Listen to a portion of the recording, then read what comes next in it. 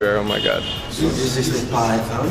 It's very cool when we touch it. It feels nice. Very nice. It's cold. Welcome to my channel today, and in today's video we are going to be talking about the temple of Python in the Republic of Benin, West Africa.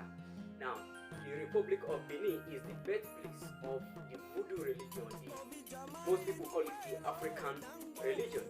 Of course, when you go to a place like that, there are mysterious things and mysterious stories that you will hear. And one of these mysterious stories is the temple of Python. A temple where dozens of python has been living since 400 years ago, and since the 17th century to be precise. To give you a brief review, in case you don't know where Ouidah or the Republic of Benin is, the Republic of Benin was the former Dahomey Kingdom in the West Africa coast. It is also the place where all the West African slaves were shipped out of Africa. That is why you hear the name of towns like Cotonou or Cotonou, which means the river of death. At Ouidah in the Republic of Benin, you also see the door of no return, which in French we call La Porte du Non-Retour. La Porte du Non-Retour is a place where once the slaves get to that place, it is only their spirit that will come back to Africa.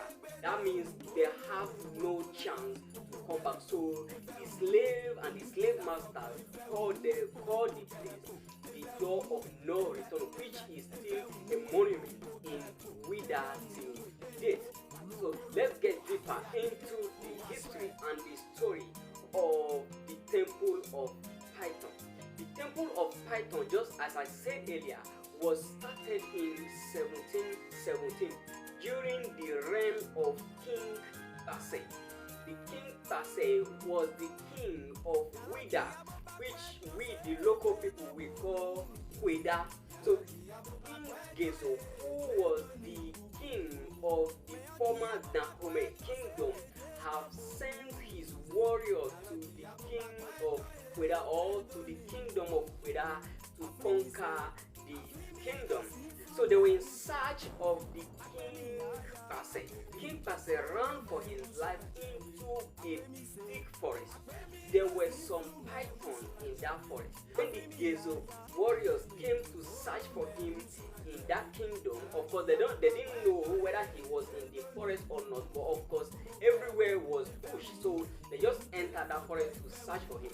While entering the forest, the pythons came out in their hundreds to scare these warriors away.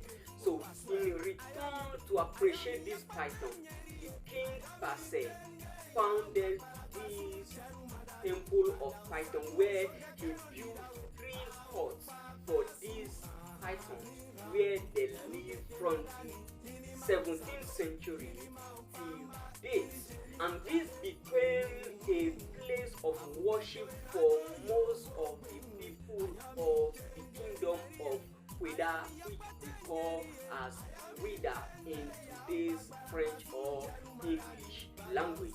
From there, many of the ancestors began to give their children to become the devotee of these pythons. And to date, when you get to the temple of Python, you see people who have 2 marks here, another 2 here, and then another 2 on their forehead.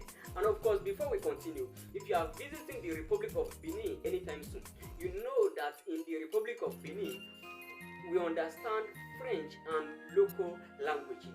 But if you want a tour guide that is very fluent in English, if you need a tour guide to take you around some of the best places to visit when it comes to the history and the discovery of the Republic of Benin, please check my comments below, send me a WhatsApp message or give me a direct call. Of course, I'm not going to charge you anything for that. I'm simply going to recommend someone that will be very fluent in speaking English and know how to tell stories.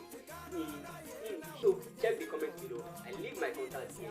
Call or WhatsApp me, and I will be readily available to link you up to a very good guy. As we continue, these pythons sometimes go into the town of Ouidah and go into people's house, and the people treat them exactly as they treat human beings. For instance, when they see those pythons in their homes, they don't kill them. They take them and bring them back to the temple. One very interesting about the temple of Python also is that it is directly opposite the first Catholic church in the city of Ouidah and one of the few in the country entirely. That shows how peaceful the voodoo religion and the Christian people relate without any religious challenge or blackmail. Also, it is important for me to let you know that the temple of Python is not open to visitors at every time of the day. Yes, the temple of Python only open to visitors, to tourists, only on market days. When you get to the temple of Python, in case you come to the Republic of Benin, it is very important to let you know so that you will not offend those who worship those pythons. That no matter what happens, don't throw those pythons away. As you can see on the screen, many people put it on their neck, others put it on their head, but don't ever make the mistake of throwing those pythons on the floor. If you are afraid of them, give it to them or ask them to come and take it off you, because those pythons represent their god, and of course no one likes that their god is being thrown around. Also, don't forget that Ouidah is the capital city of voodoo. So if you want to explore the mystery of voodoo or juju as many people call them, make sure that you visit the city of Ouidah. Don't also forget to check the comment below or the description to see the 4 places I recommend that you go to when you visit the Republic of Benin.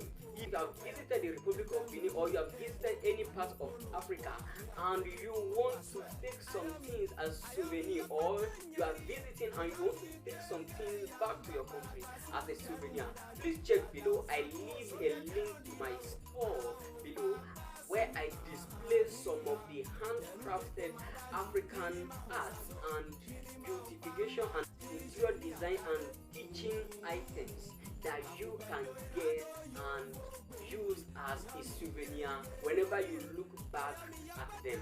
Again, I'm Loco Silver, and thank you for watching this video. Don't forget to subscribe to this channel because it helps me spread this message further and faster.